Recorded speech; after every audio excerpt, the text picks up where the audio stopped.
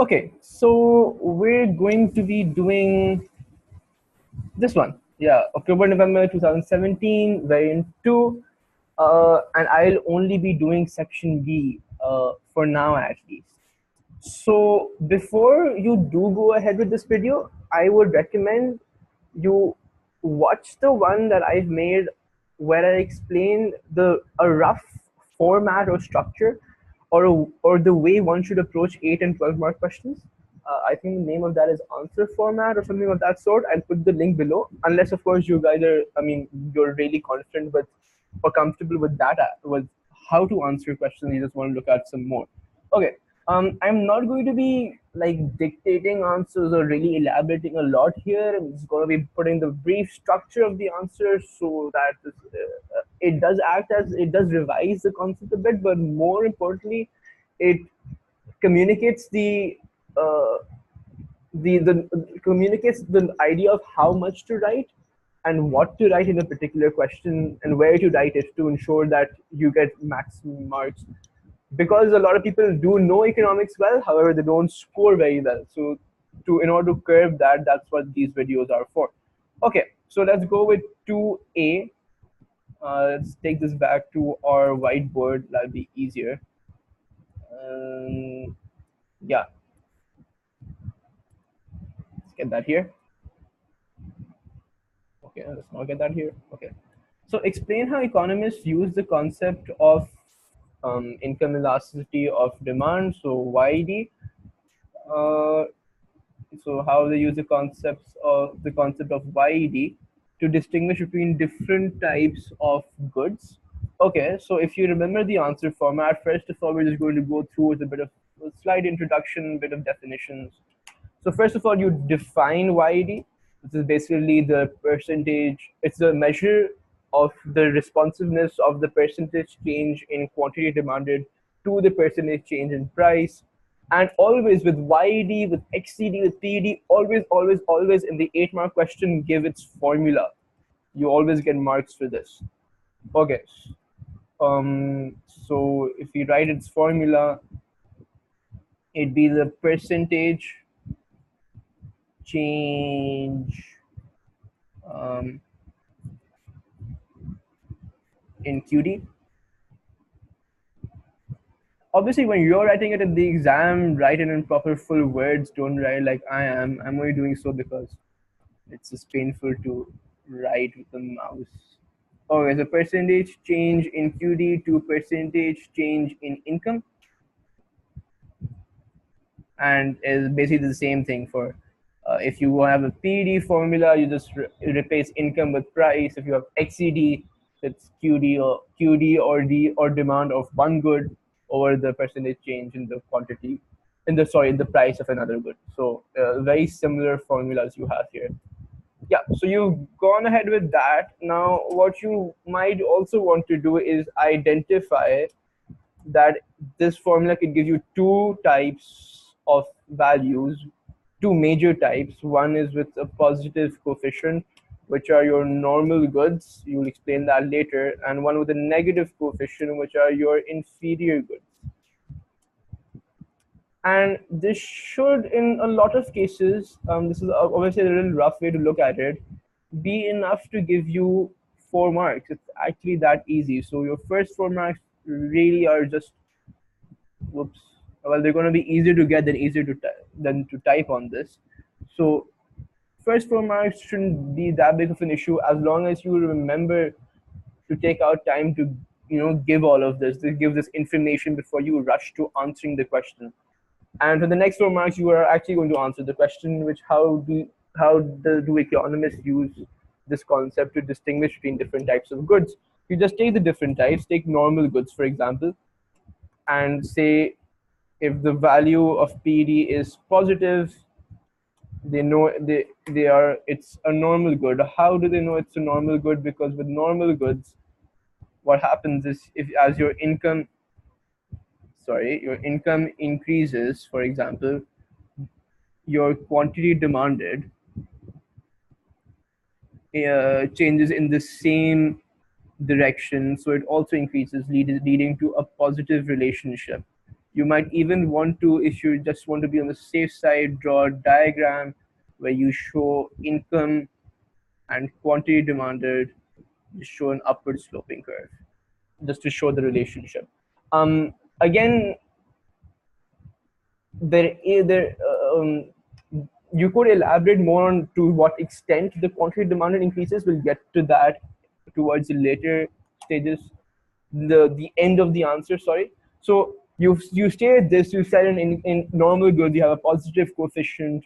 Why? Because as your income increases, your quantity demanded also increases. So the change is in the same direction basically, and you just explain why. Because normal goods would be like um, I don't know if you high quality goods, uh, goods goods that the consumer would prefer to consume.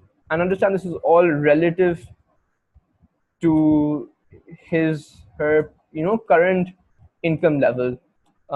The way to look at this is, if a guy walking on the road might view a rickshaw as a normal good, however a person going in his own private car might view a rickshaw as an inferior good. So it's all relative to a person's individual current income level. So in this case, you've pretty much clarified what normal goods are.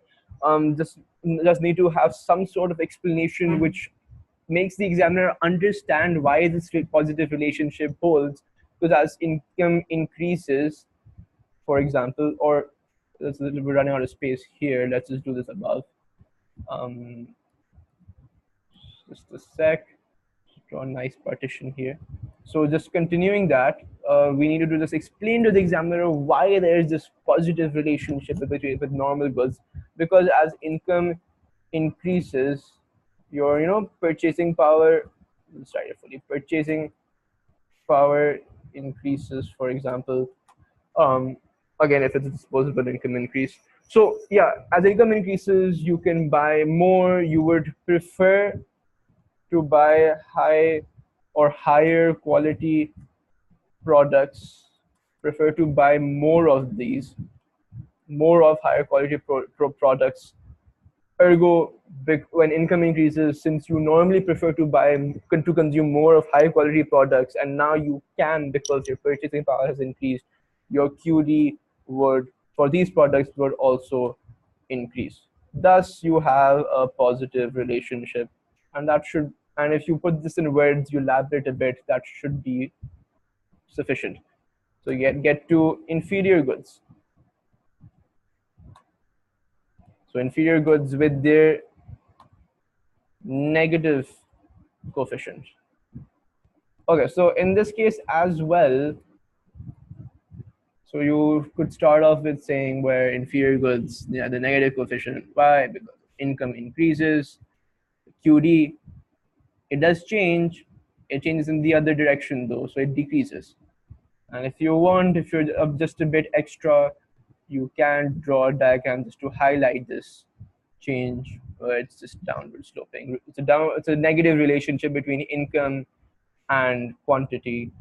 I don't think the diagram is needed though. So anyways, and then you do the same that you did for normal goods. You would just explain a bit what inferior goods are, your relatively low quality products, for example.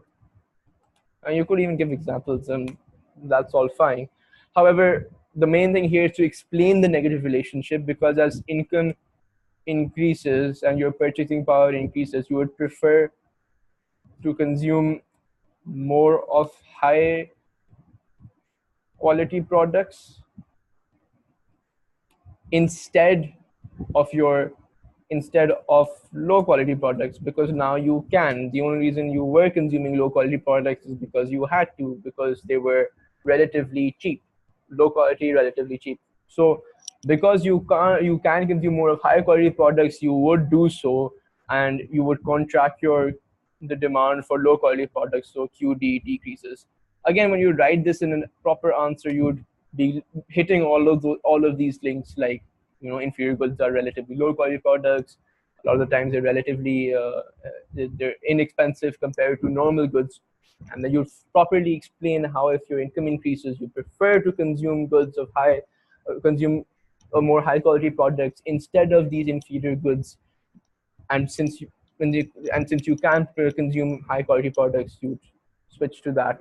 And then when you get to A2, you learn this properly about the substitution effect and so on, and the income and substitution effect. Here you don't really need to go into the depth of that. This should be enough. um, However, just to be on the safe side, a lot of the times it's, I mean, this should get you like around 7-ish marks, but to get a full, they do want you to elaborate a bit about, when they talk about different types of goods, to talk a bit about necessity goods as well. And you can do so by elaborating on the extent to which quantity demanded for normal goods increases. So you can have two cases. One where, these are, I'm just talking about normal goods right now. So with normal goods, the relationship is still going to be positive. So if income increases, QD will definitely increase. It's a normal good, but it depends by how much is what we're interested. If it increases by more, you can call these your income elastic goods. And if it increases by less, it's still going to increase in the same direction. It's still going to increase because the direction has to remain the same. But if it increases by less, you could call these your income inelastic goods, right? So let's just write it here. Income elastic goods. Normally, your luxury type goods. These are luxury type goods. Tourism, demand for beach resorts, for example, stuff like that. Stuff like where if your income changes, your demand for that would change drastically, right? So stuff like tourism and all. Okay, tourism, not to whatever I had written, because stuff like tourism, these are expenditures that you can easily cut back. And so if your income decreases, your quantity demanded for stuff like this would decrease by a much larger amount. However, if your income increases, then you'd really want to spend a lot on this type of stuff because you can afford to do so. With this, where the income inelastic relationship, that's more important because these normally show necessity goods. Note that they are not inferior goods. Inferior goods are those that are relatively low quality and inexpensive. So you would prefer to consume something else. You're just consuming them because you have to, based on your budget constraint.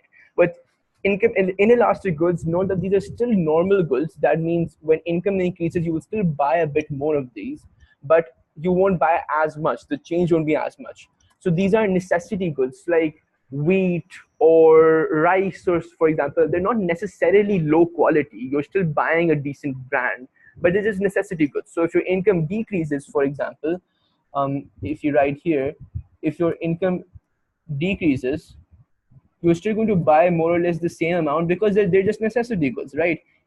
There's oops, well, yeah, but you will maybe contract your quantity by a bit, but not by a lot, right? And if your income increases, again, they're necessity goods. It's rice. So if you're suddenly rich, you'd still buy more or less the same amount of rice.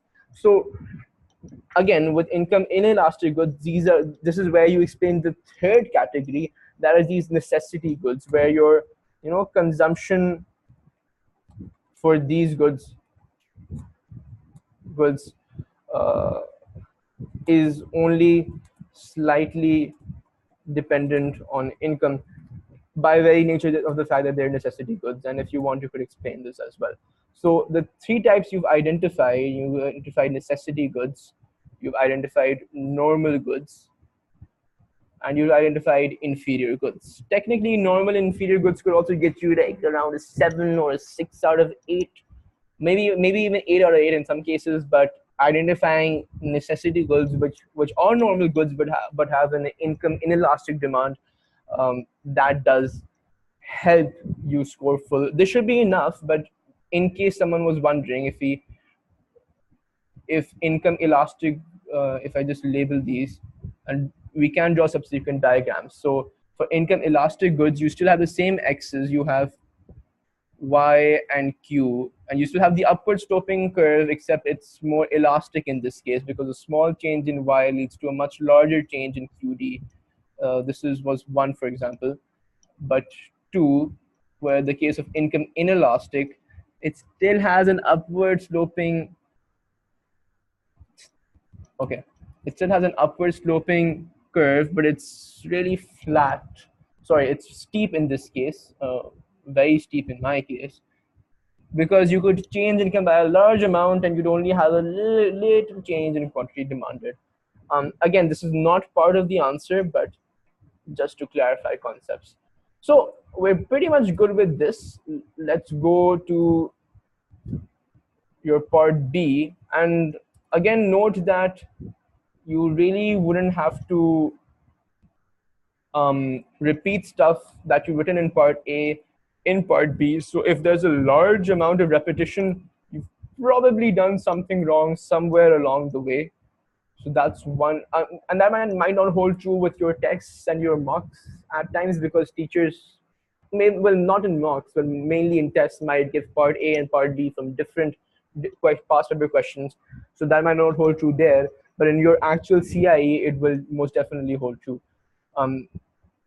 Okay, so discuss whether an understanding of PED is of more benefit to a producer of agricultural goods than an understanding of YED. Well, so this question could very easily have been discussed whether an understanding of PD is more beneficial to a producer than an understanding of YD. So the fact that it's a producer of agricultural goods doesn't hold that much value in a question. However, if you continue linking it, if you show that application, most definitely it helps you score towards the higher end of the spectrum. It's not necessarily, it's not needed per se, but it does give your answer that a certain maturity that can be credited. So again, in the case of 12 marks, no, you don't really need that much of an introduction. It looks nice if you give one, but it's really not needed per se. You don't need to define stuff. It's all fine. You can just go ahead with just going ahead with what the question is actually asking. In this case, we have 4 marks. We're talking about PD, how that would help, and you'd have 4 marks for this, and you'd have 4 marks for YD, talking about how YD would help a producer. And you'd have 4 marks for your conclusion. So then you have your conclusion. It's too painful to write out the entire thing, so let's write conc and hope that you guys get it. And this would be 4 marks as well. Okay, so start off, in this particular case, it wouldn't be amiss if you did add a small conclusion about how a producer, well, just identify what you mean by benefiting a producer. A producer is profit. He has this profit motive, so he wants to maximize profit, which he can do so by either reducing costs, but we haven't studied costs in AS, so we won't go there, but he can increase profit by maximizing total revenue. So that's basically what our answer is going to revolve around: how you can maximize total revenue by using PD, by using YD, and you conclude with which one is better for which area. Okay, so let's start off with PD first. Again, you don't really need to. If you want, you could define it and it's fine. That's all nice and cute, but you don't really need to do that in a 12-mark question. Teachers do ask you at times to still define it just to be on the safe side. That is also fine, but we're just going to jump right in.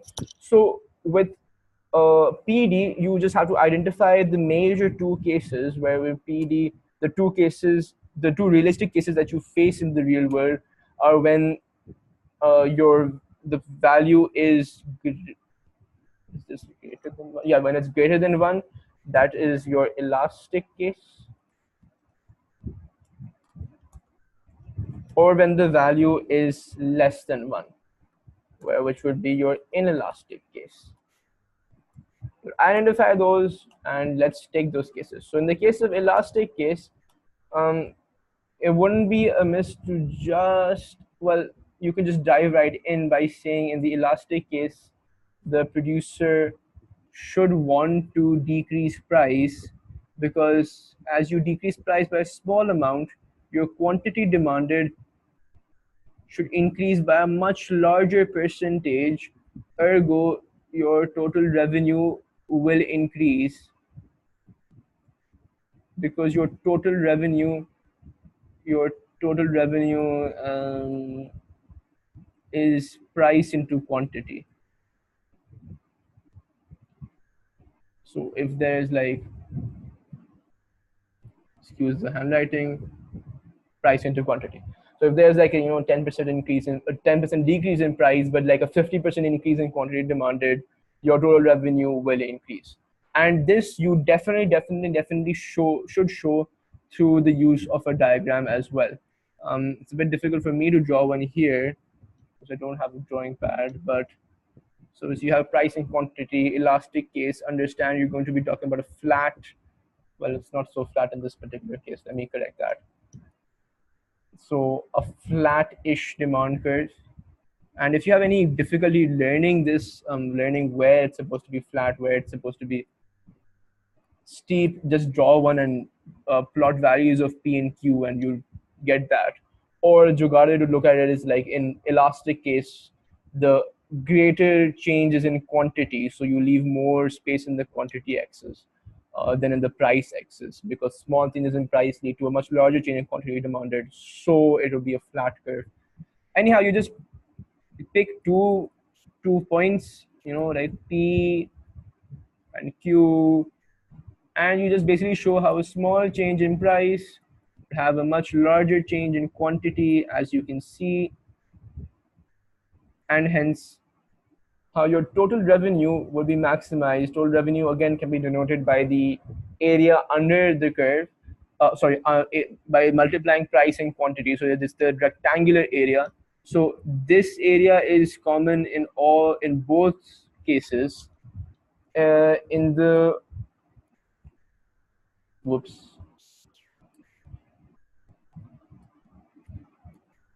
in case number one, where we hadn't decreased price, you have this area and you gave this area up for this amount of total revenue, and since this area is less than this area, your total revenue maximizes. You don't have to explain it to the examiner areas, but just to get the concept across. The only thing you might want to do for the exam, you might want to make a key where you state how, so you can call this A, you can call these 2 points as well, and how initially the total revenue was this rectangular area, and now how the total revenue is this rectangular area. O, P1, B, Q1, depending how you label it, just to explain to the examiner that in this case, if you reduce price, you'd increase, your total revenue would increase. So that's good enough for the elastic case. You'll also talk a bit about the inelastic case, because these are the two realistic cases that you'd find, right? So the inelastic case, so you'd have like around 2 marks for the elastic case. Again, it doesn't take that long to explain it and just draw a quick diagram. You talk a bit about the inelastic case, how you have to, in this particular case, increase price. And understand, it won't be a very long answer because you're not going to be spending a lot of time defining or giving formulas above, none of that type. So you just go directly to the crux of the question. So in the inelastic case, you would want to increase price to maximize TR, because if you increase price, your quantity demanded decreases. It does, but by a very small amount compared to your initial increase in price. So your total revenue maximizes. And you can show this through a graph as well. Price, you have quantity, you have steep demand curve, and I'm not going to do it because as you can see, I'm very bad at drawing with this, so I'm not going to plot those lines, but you basically would just have two values of pricing quantity, just showing how show a drastic increase in price. So like something here, and just show how quantity, it does decrease, but the decrease is barely comparable to the increase in price. So total revenue maximized. And again, remember what I said about application. You don't necessarily have to apply this to the example given, but it is definitely, it works in your favor if you do. So just mention how, this particular concept in PD was more useful, because usually your agricultural products tend to have low elasticity, which is then they tend to be inelastic in nature, because they're usually necessity goods, right? Stuff like rice and wheat and so on. Okay, so that is enough for your PD section. Then, so this should have gotten you your 4 marks needed for this. Then you move on to YD. So YD let's do this with, I don't know, pink. Yeah, let's just take pink for this. Why? Yeah, that's not a bad color. So pink, and you'd identify here you have mainly 2 major values, and which are, if there's positive, so it's going to be normal goods, and there's negative, so inferior goods. And again, in this particular case, you most definitely don't have to, explain any more than this with regards to identifying or knowledge about the YD or the concept of YD or the formula, because you've done all of that in part A. It shouldn't be repeated here. You just identify these 2 cases, and you just take them one by one in normal. So understand that the producer can't control income. However, what he can do is control production. So if income's increasing, for example, if you're high inflationary pressures, for example, if you're moving towards a boom, if the economy is moving towards a boom, for example, if you remember the business cycle, if incomes are increasing, then the quantity demanded for normal goods would also be increasing because of the direct relationship. So he'd want to produce more of normal goods if he could ever identify what are normal goods. In the case of inferior goods,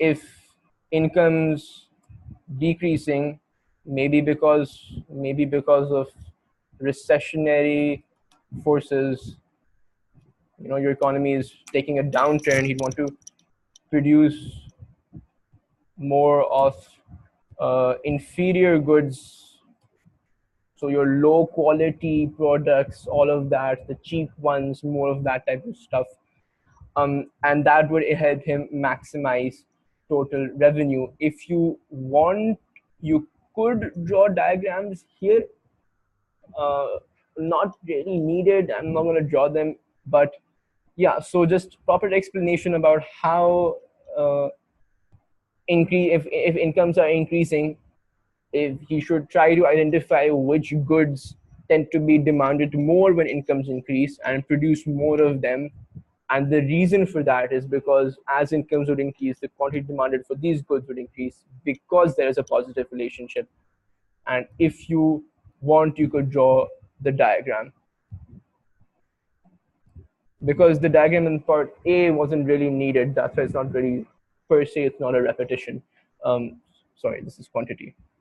So, and you just show in this particular case how, if incomes are increasing, my bad. Why is my handwriting so bad? Okay, so you just show how in this particular case, if incomes are increasing, and again, damn it. Okay, stay calm. If incomes are increasing, then quantity would increase as well. And this is all, you can't show total revenue in an income versus quantity diagram. However, understand, if your quantity demanded increases, your price is still the same. We haven't looked at changes in price, but your income has increased. That would lead to total revenue maximization. And something of this in words should also be included within your answer. The reason why some people might get confused into thinking, why are we repeating a diagram that we made in part A? Well, we didn't really need to make it in part A. We were becoming edgy and overt by making it there. So instead of making it there, it would be more relevant here, and a somewhat a similar diagram for inferior goods, just the other way around. Okay, well, that wasn't supposed to happen, but it has happened, so can't do much. I'm not gonna write all of that again. I was just trying to erase the diagram, but apparently life is sad. Okay, so you'd have a 4-mark conclusion as well, which I was going to write somewhere to the right side of the whiteboard.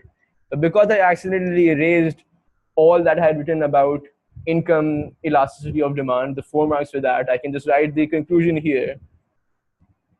Hopefully, if you want to refer back to what we had written, just go back in the video, I guess. So your conclusion.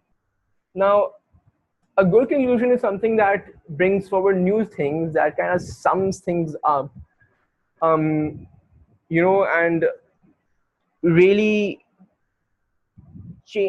brings the question down to the most important factors. A more of an "it depends" flavor. If you see that in your conclusion, it's normally a good conclusion. So in a conclusion, you might first want to recognize in both PED and YED, it is difficult to identify which products are elastic, inelastic, or normal, inferior. I didn't write about necessity products in YED because again, it's like a tertiary thing. It's like the main two are just normal and inferior. So it's difficult to recognize. However, you could link this to it's still relatively relatively easy in PD. The way firms normally go about, because they have because price is in their control, so they can experiment a bit. They can try to increase prices for a certain amount, see what happens to total revenue.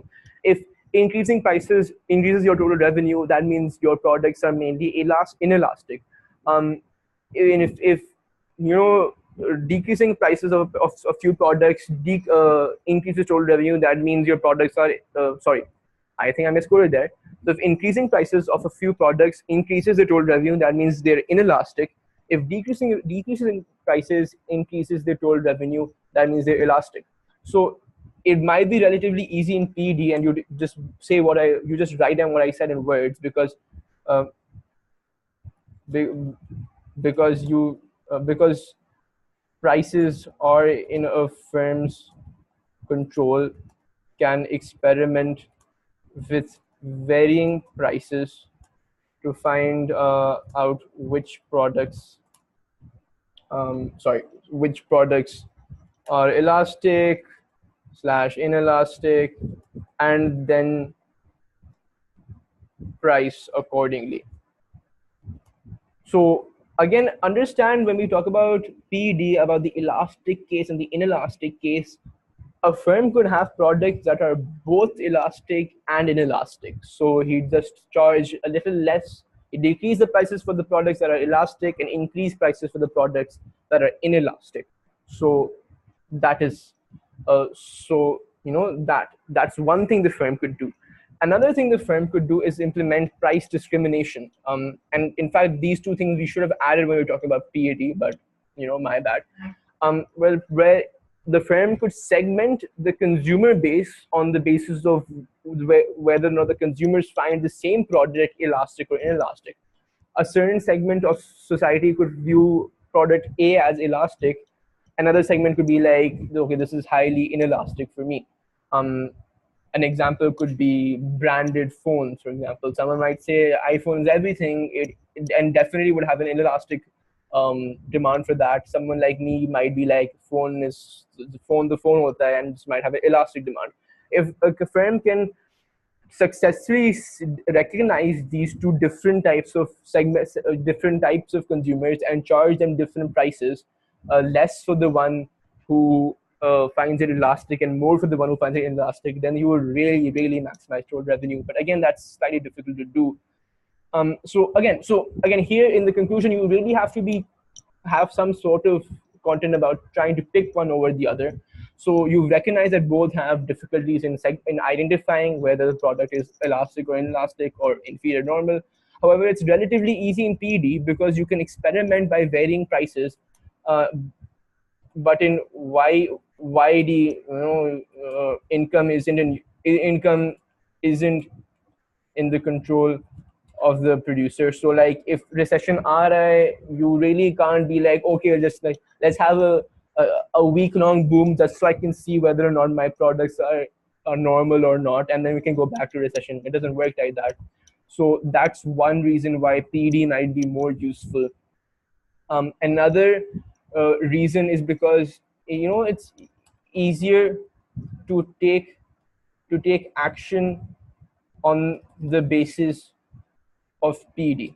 So suppose you've somehow successfully managed to understand either which products are elastic or which products are inelastic, or which particular segment of your consumer base views the same products as elastic or inelastic. You can simply, implement an appropriate my spelling is very bad, appropriate pricing strategy. It's easier to do, right? If you know it for sure, it's really just easier to implement the pricing strategy. So if you assume that you know which products are elastic and inelastic, you can take action. However, in the case of YED, it's about, you're not necessarily changing prices, right? You're changing the stuff that you should produce more or you should produce less. So because what we wrote in YD, which we could have seen if I hadn't accidentally rubbed all of it, was that if incomes are increasing, then you should increase production of your normal goods because the people will demand those more. But if incomes are decreasing, you should increase production of your inferior goods. But to change production, because in YD you have to change, production, or in this case, or output. So if you link it back to the case, it's difficult to change output slash production, especially for, in this particular case, for agricultural products. So basically what we've said is that we've now given the second reason why we might prefer PED, because if you know what's going on, you can easily implement a pricing strategy. In YD, even if you know which products are normal, which products are inferior, it's difficult to change output and production, especially for agricultural products, because there's a long growing period. आपने तो बीज उगा दिए, सब कुछ कर दिया, अब बाद में आपको ख्याल आया तो आप अभी क्या करोगे? So what we can also say, this might be more preferable in the short run, and this might work more in the long run, or might work in the long run, because then that's because there it's easier for you to change your production processes. And because normally changes in income are long run related, recessionary movements don't just come and go in a day, they are usually longer. Same with inflationary movements that increase national income.